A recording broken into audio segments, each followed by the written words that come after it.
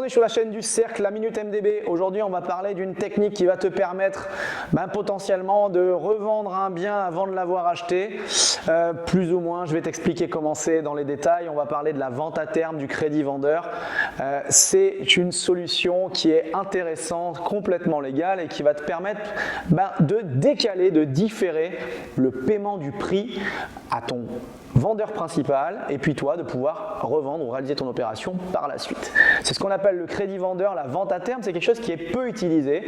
Je le sais, c'est difficile à faire entendre à un vendeur, mais dans certaines conditions, des biens très illiquides ou peut-être des vendeurs qui seraient déjà prêts à proposer ce genre d'opportunité-là, ou maintenant qu'on a des difficultés au niveau des financements bancaires, les vendeurs peuvent se rendre compte que d'avoir un différé dans le paiement, ça ne peut pas forcément les impacter et qu'ils pourraient accepter ce genre de choses-là. En tout cas, c'est quelque chose qui est faisable. Comment ça se réalise en pratique? En pratique, vous allez avoir le jour où vous devenez propriétaire, le jour J où vous allez faire l'acquisition du bien. Qu'est-ce qui va se passer? Eh bien, au moment de cette acquisition du bien, vous allez différer simplement le paiement du prix. Donc, le vendeur va réellement vous vendre ce jour-là. Donc, vous devenez propriétaire plein, vous avez la pleine propriété ce jour-là. Par contre, on peut dire qu'à J plus 6 mois, J plus 1 an, J plus 1 mois, le paiement du prix sera effectué à ce moment-là.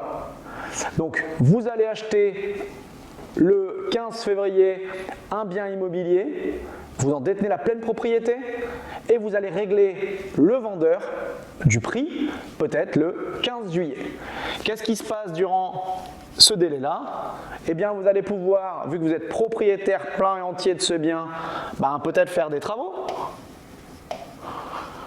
ou peut-être revendre. Et donc, vous allez pouvoir revendre le bien, faire les travaux, donc le valoriser, puis le revendre, trouver un acheteur et le revendre dans ce délai de 6 mois.